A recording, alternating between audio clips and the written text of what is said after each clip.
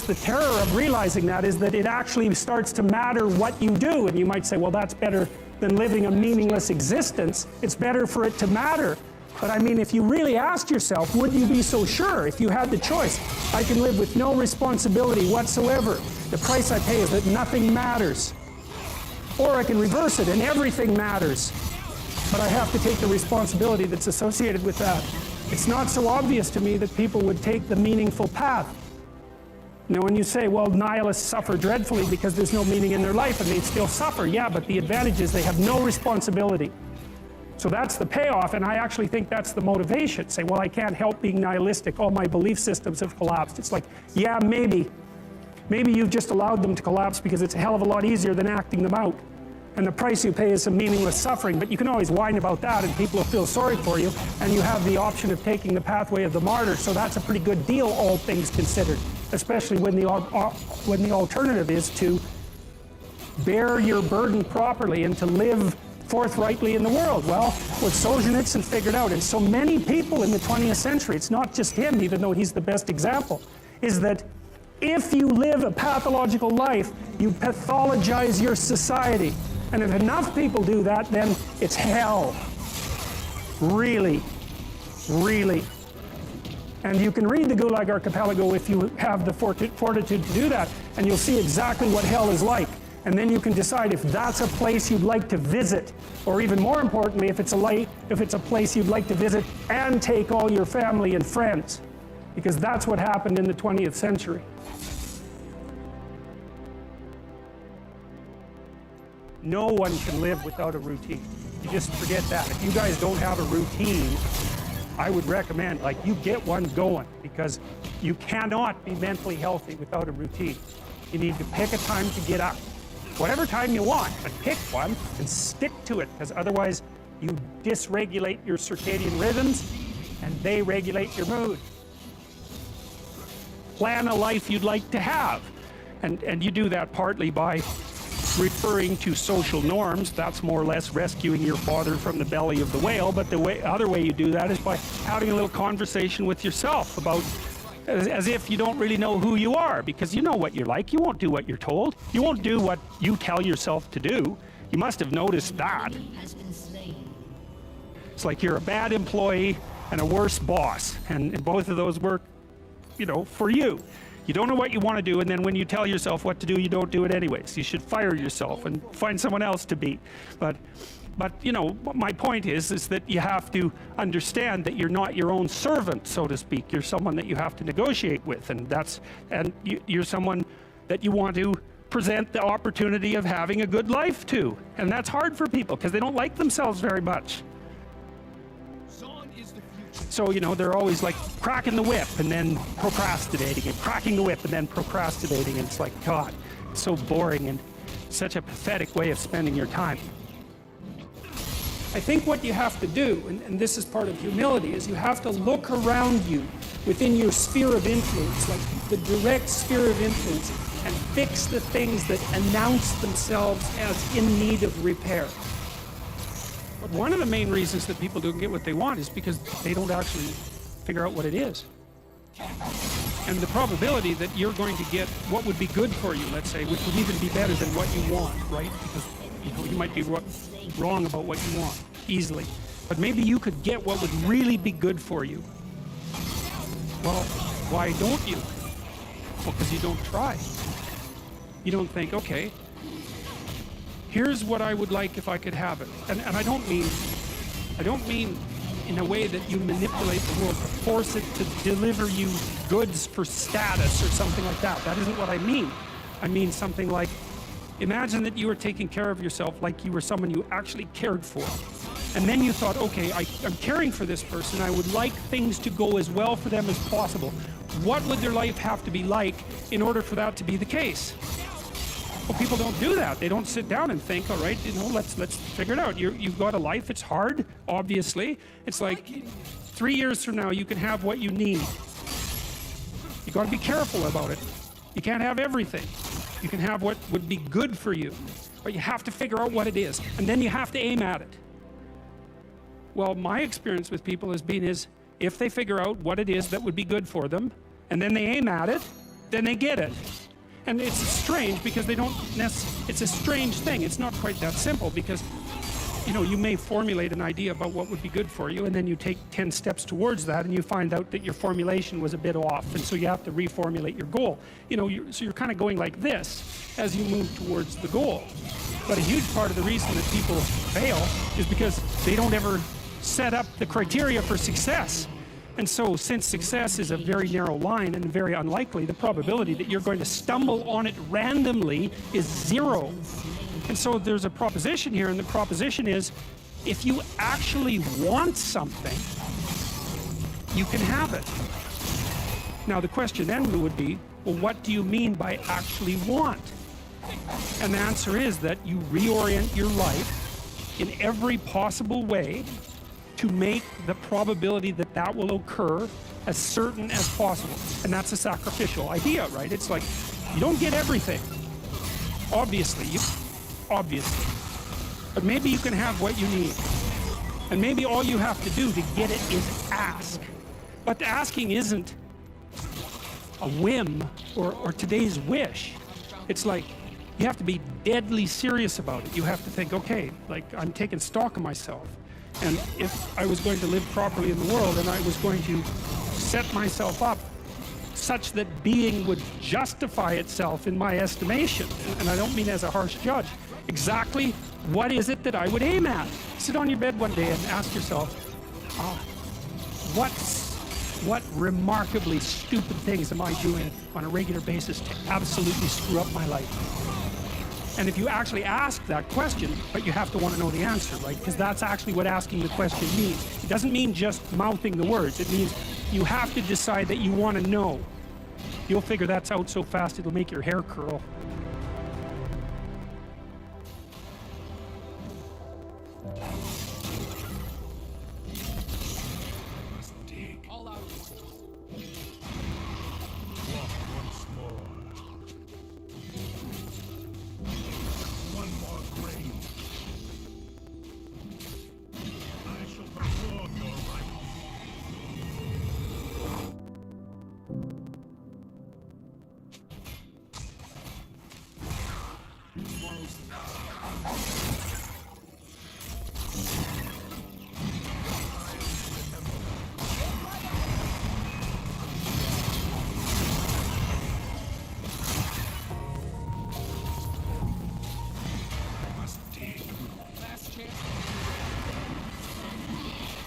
What do you say to those students that don't succeed in their dreams, are locked in their careers because they are too afraid to take risks and pursue something new? Well, the first thing I would say is, well, you should be afraid of taking risks to pursue something meaningful. But you should be more afraid of staying where you are and being miserable. It's like the first thing you want to do is dispense with the idea that you get to have any permanent security outside of your ability to contend and adapt. It's the same issue with children. It's like, you're paying a price by sitting there being miserable. You might say, well, the devil I know is better than the one I don't. It's like, don't be so sure of that. The clock is ticking. Yeah, and if you're miserable in your job now and you change nothing, in 5 years you'll be much more miserable and you'll be a lot older. But isn't it a luxury to pursue what is meaningful? Our viewers have mortgages, they have children, Yeah. they have payments and loans. It's Well, a luxury to pursue because we lack the resources. Well, I don't remember now, I'm not talking about what makes you happy. It's a luxury to pursue what makes you happy. It's a moral obligation to pursue what you find meaningful. And that doesn't mean it's easy. It might require sacrifice. If you need to change your job too, let's say you have a family and children and a mortgage, you have responsibilities. You've already picked up those responsibilities. You don't just get to walk away scot-free and say, well, I don't like my job, I quit. That's no strategy. But what you might have to do is you think, oh, this job is killing my soul. All right, so what do I have to do about that? Well, I have to look for another job. Well, no one wants to hire me. It's like, okay, maybe you need to educate yourself more. Maybe you need to update your curriculum vitae, your resume. Maybe you need to overcome your fear of being interviewed. Maybe you need to sharpen your social skills. Like, you have to think about these things strategically. If you're going to switch careers, you have to do it like an intelligent, responsible person. That might take you a couple of years of effort to do properly. When you say pursue something meaningful, it's important to have a vocation. I think it's more important to have an ethos, an ethic. So I have a program, for example, called the NVIDIA GeForce program, which is a writing program that enables people to develop a vision for their life and then to develop a strategy. And so it's based on the idea, imagine that, and it's an extension of the ideas in the book, or at least something along the same lines. The first thing that you want to do is figure out, imagine you were taking care of yourself, like you were someone you cared for, which is rule number 2, by the way, essentially. Then you should figure out, well, if you could have what you needed and wanted, what would it be? What sort of friends would you have? What would your family relationships look like? How would you conduct yourself with your children? How would you educate yourself? You need to think through how it is that your life could be properly arranged if you had that ability. And then you can aim at that. And the funny thing is that if you do posit a goal of that sort and work towards it, you will move towards it. The goal will change because you'll learn things along the way. But I mean, I've dealt with hundreds of people in consulting practice. We set a goal, we develop a vision, and work towards it, and things inevitably get better for people. So it's not a luxury, it's difficult. It's a moral responsibility, and it isn't happiness. It's not, the pursuit isn't for happiness. Moral responsibility, what does mean? Absolutely. Yeah. So when if you watch yourself, you say, well, I had a particularly good day at work. And what does that mean? Well, it means that you lost your sense of time, right? Because when you're having not a good day at work, it's like, first it's 1 minute to 3, and then it's 45 seconds to 3, and then it's 30 seconds. That's what school was like for me. It was like, click. It's so funny, I went to my daughter's school. I used to get in trouble for talking all the time. Surprise, surprise. When I was a kid, and I was bored stiff in school, and so I would misbehave upon occasion, out of pure boredom. And 21 years ago, I went to my daughter's school to sit for a class, an hour long, and I was sitting there, and the teacher had all the kids on the floor, and was having some of the kids read to the others. Some of the kids who were reading couldn't read at all, and I had exactly the same experience. Sitting there, it was like being 7 years old again. I could see the hit. And I thought, if I was in this classroom for 3 days, I would misbehave. 40 years old, I would misbehave exactly like I did when I was 6. Well, that's no place to be, right? Because you don't want to be in a place that's stultifying. You don't want to be in a place where there's no challenge. You might even quit your job if there's no challenge. Say, well, that's a good job. It gives you security. God, I can't stand this. It's eating away at my soul. It's all security and no challenge. Why do you want a challenge? Because that's what you're built for. That's what you're built for. You're built to take on a maximal load, right? Because that's what strengthens you, and you need to be strong because life is extraordinarily difficult, and because the evil king is always whittling away at the structure of the state, and you have to be awake and sharp to stop that from happening, so that you don't become corrupt, and so that your family doesn't become corrupt, and so that your state doesn't have to become corrupt. You have to have your eyes open and your wits sharp and your words at the ready, and you have to be educated, and you have to know about your history, and you have to know how to think, and you have to know how to read, and you have to know how to speak, and you have to know how to aim, and you have to be willing to hoist the troubles of the world up on your shoulders. And what's so interesting about that, so remarkable, and this is something that's really manifested itself to me as I've been doing these public lectures. I've been talking about responsibility to people, which doesn't seem to happen very often anymore, and the audiences are dead quiet, and I lay out this idea that life is tragedy tainted by malevolence. Everyone says, well, we always suspected that. No one has ever said it quite so bluntly, and it's quite a relief to hear that I'm not the only person who has those suspicions. And then the second part of that is the better part, and it's called this part. Despite the fact that life is a tragedy tainted by malevolence at every level of existence, There's something about the human spirit that can thrive under precisely those conditions if we allow that to occur. Because as difficult as life is and as horrible as we are, our capacity to deal with that catastrophe and to transcend that malevolent spirit is more powerful than that reality itself. And that's the fundamental issue. I think that's the fundamental issue of the Judeo-Christian ethic, with its emphasis on the divinity of the individual. As catastrophic as life is, and as malevolent as people can be, and that's malevolent beyond belief, fundamentally. A person has in spirit the nobility to set that right and to defeat evil. And that more than that, and that the antidote to the catastrophe of life and the suffering of life and the tragedy of life that can drive you down and destroy you is to take on exactly that responsibility and to say, well, there's plenty of work to be done. Isn't that terrible?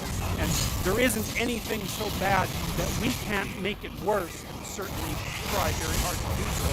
But I have within me to decide that I'm going to stand up against that. I'm going to strive to make the world a better place. I'm going to strive to restrain the malevolence that's in my own heart and to set my family straight and to work despite my tragic lot for the betterment of everything that's in front of me. And the consequence of that, the immediate consequence of that, is that when you make the decision to take on all of that voluntarily, just to stand up straight, by the way, with your shoulders back, to take on all that on voluntarily, as soon as you make that decision, then all the catastrophe justifies itself in the nobility of your striving.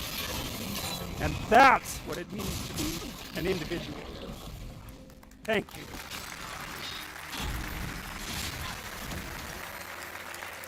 When I was 25 or so, I probably weighed about 138 pounds. I smoked like a pack of cigarettes a day.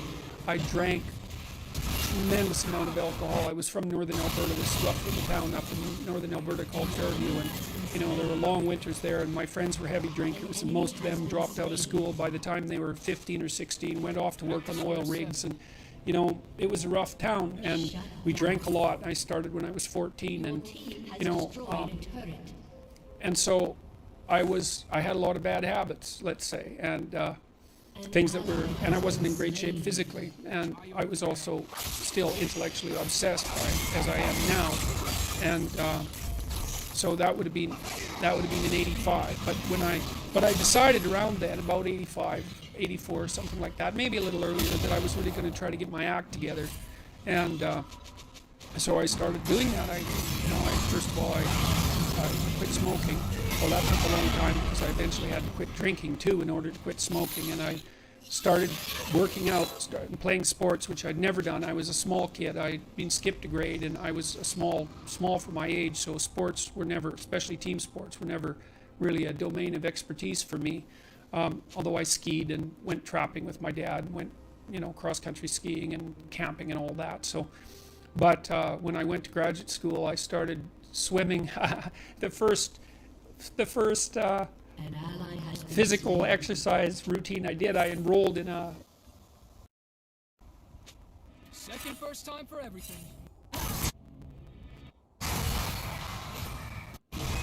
Your turret has been destroyed.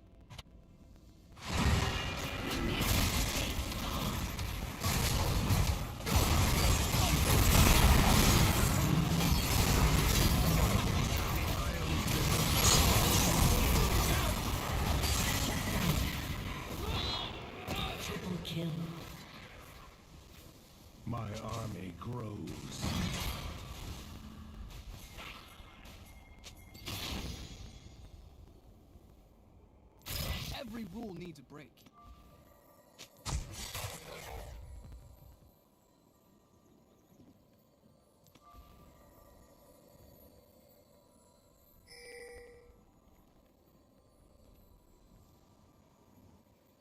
We make the future. Get right up!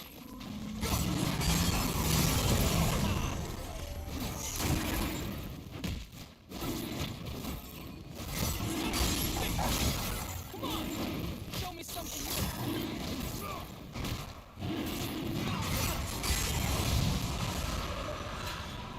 Your team has destroyed.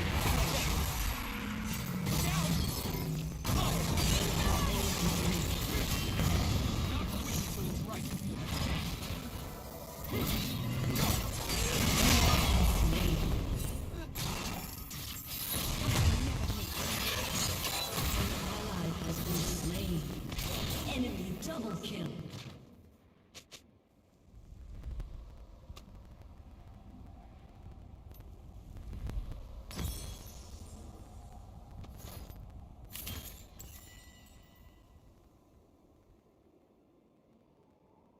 Rampage. Shut down. An enemy has been slain.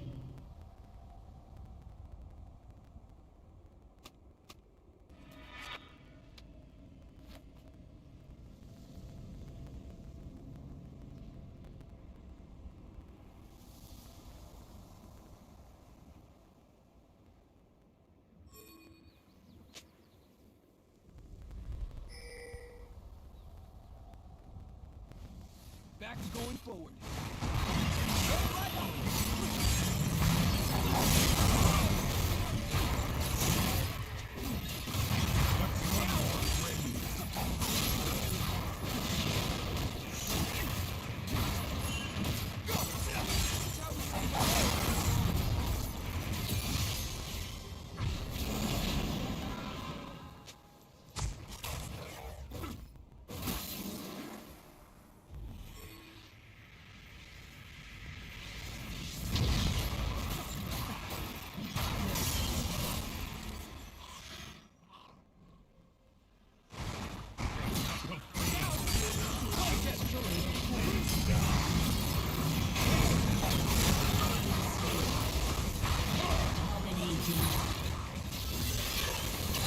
Your remains will serve.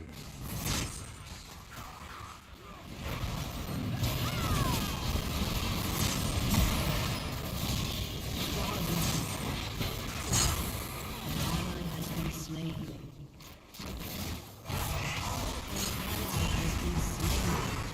Your team has destroyed a turret.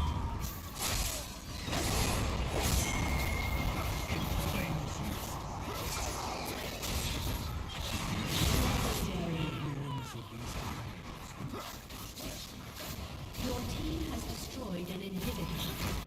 Double kill.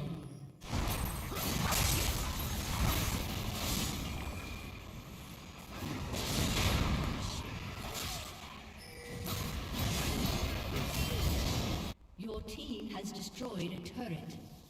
Shut down. Zon is the future.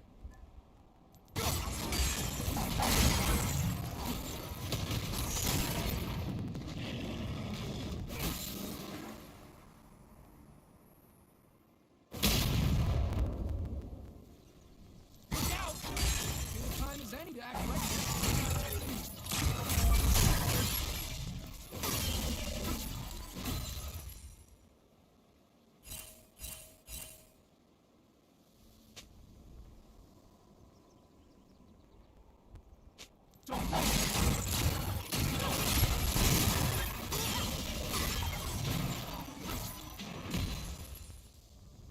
Time doesn't heal all wounds.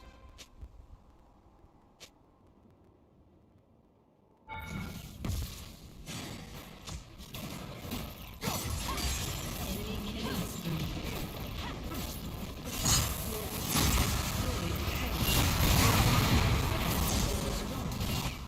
You have been slain. An ally has been slain. An ally has been slain.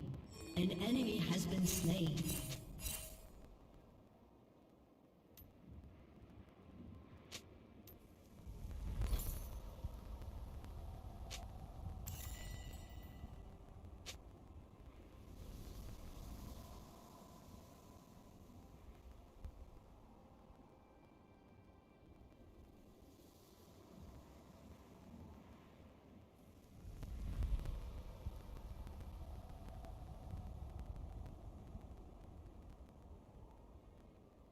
Your turret has been destroyed. Worked in another timeline.